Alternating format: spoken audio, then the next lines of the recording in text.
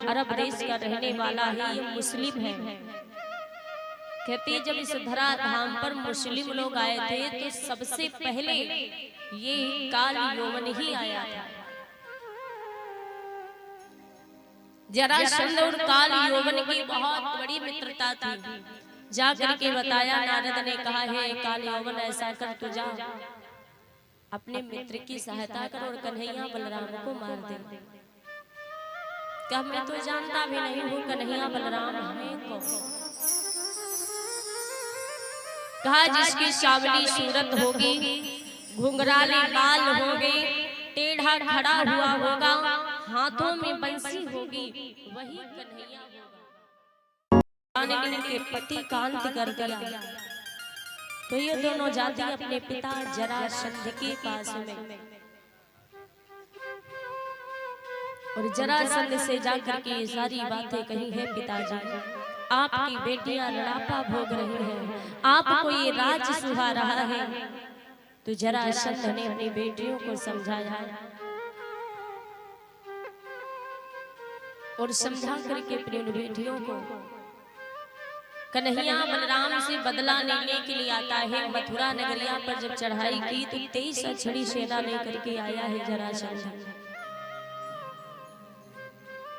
भगवान ने देखा कि जरासंध आया है तो उसके साथ जितनी सेना थी सारी सेना का अंत भगवान ने किया था, लेकिन जरासंध को नहीं मारा। क्यों नहीं मारा? क्योंकि जरासंध की मृत्यु जो थी भगवान के हाथों नहीं बल्कि भीम के हाथों से थी, तभी भगवान ने उसे छोड़ दिया था। ऐसे ही जरासंध ने एक बार नहीं दो नहीं बल्कि 17 बार चढ़ाई की थी मथुरा नगरिया पर। जो 17वीं बार बारी आई तो नारद जी जरासंध का मित्र है काल यौवन, जो अरब देश का रहने वाला है, ये मुस्लिम है। कहती जब इस धरा धाम पर मुस्लिम लोग आए थे तो सबसे पहले ये काल यौवन ही आया था। जरासंध और काल यौवन की बहुत बड़ी मित्रता थी। जा करके बताया, नारद ने कहा है काल यौवन ऐसा कर, तू जा अपने मित्र की सहायता कर और कन्हैया बलराम को मार दे। क्या मैं तो जानता भी नहीं हूँ कन्हैया बलराम हमें को। कहा जिसकी सांवली सूरत होगी, घुंघराले बाल होंगे, टेढ़ा खड़ा हुआ होगा, हाथों में बंसी होगी, वही कन्हैया होगा। पहचान बताई तो काल यौवन भी सेना लेकर के चला आया। देखा भगवान ने कि ये तो काल यौवन है, तो भगवान वहां से भाग पड़े।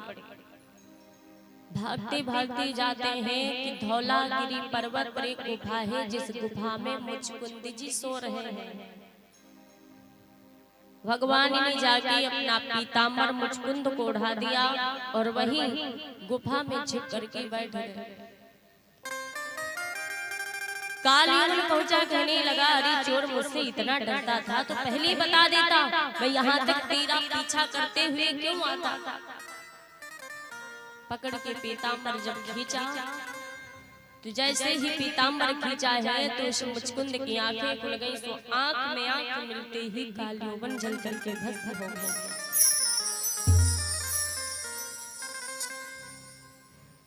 तभी कहते हैं कि कभी कभी तो भगवान पर भी संकट आ पड़ते हैं।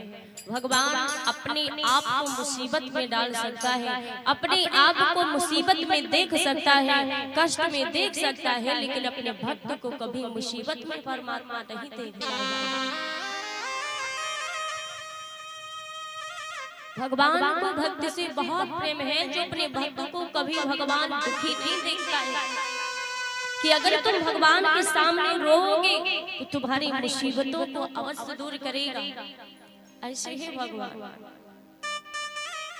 जिनका हृदय बड़ा कोमल है, अपने भक्त के दुखी में दुखी हो जाते हैं, सुखी में सुखी हो जाते हैं। ऐसे है परमात्मा। कहते भी हैं कभी कि प्रेम प्रबल के पानी पड़कर और प्रभु को नियम बदलते देखा,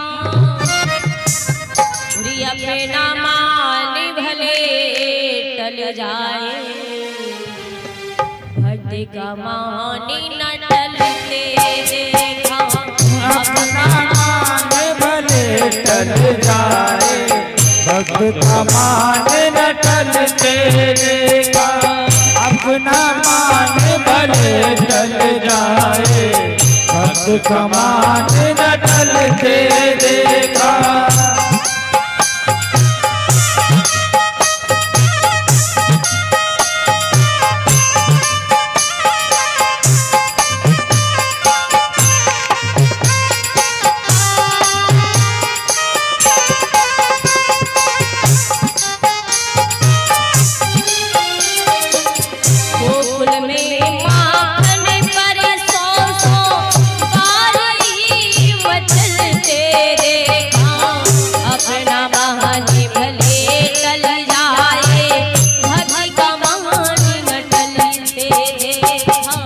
अपना मान भले टल जाए, भक्त का मान न टलते देखा।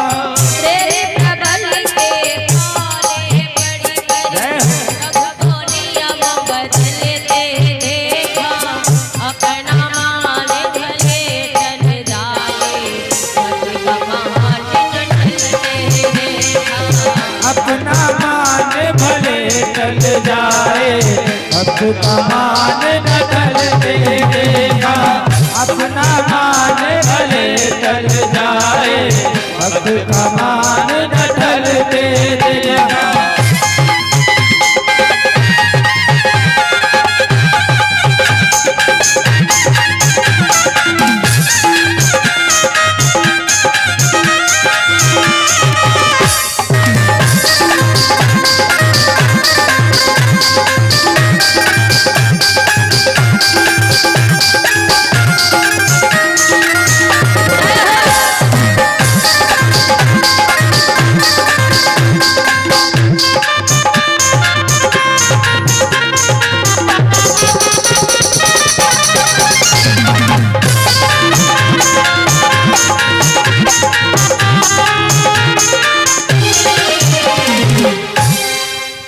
कहते हैं भगवान खुद अपने आप को मुसीबत में देख सकता है, लेकिन अपने भक्त को कभी मुसीबत में नहीं देख सकता है। खुद दुखी रह सकता है, लेकिन अपने भक्त को दुखी नहीं रख सकता है। ऐसा है परमात्मा। भगवान वहां से लौट करके वापस आए हैं तो जरासंध ने फिर से मथुरा नगरिया पर चारों ओर से चढ़ाई की, चारों ओर से मथुरा को घेर लिया है।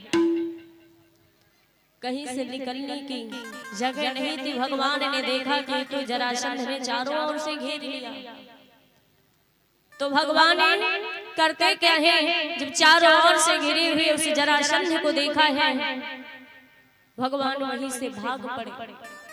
भागते हुए जाते हैं, एक प्रवर्षक नामक पर्वत था, जिस पर्वत पर भगवान चढ़ गए। जरासंध ने चारों ओर से पर्वत के आग लगवा दी। सोचा ये दृश्य इसमें जल करके मर जाएगा, लेकिन भगवान विश्वकर्मा के द्वारा समुद्र के किनारे द्वारिकापुरी का निर्माण करवाया। भगवान समुद्र में कूद जाते हैं और द्वारिकापुरी में चले गए। जितने भी मथुरा के वासी थे सबको लेकर के भगवान जाते वहीं द्वारिकापुरी में ही रहने लगे हैं। बोली बाकी भी हरिलाल की जय हो। तो द्वारिकापुरी में जब भगवान रहते तो देखते किस तरह से भगवान कन्हैया और रुक्मिणी का प्रथम विवाह होता है। भगवान के विवाह 16,108 हुए थे, जिनमें इस सबसे बड़ी है रुक्मिणी। तो रुक्मिणी के साथ भगवान का विवाह कैसे हुआ? राजा भीष्म कुंदनपुर में रहते हैं,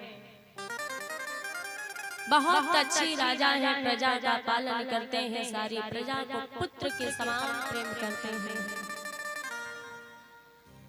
उनकी वो प्रजा कोई दुखी नहीं है, प्रजा बड़ी खुशहाल रहती है, प्रजा को बहुत प्रेम देते हैं। राजा भीष्म के 5 पुत्र और 1 पुत्री है। पुत्रों का नाम है रुकुम, और रुक्म बाहु, रुक्म केतु और रुक्म केतु, रुक्म माली। ये 5 पुत्र एक पुत्री है, जिस पुत्री का नाम भक्त रुक्मणी है।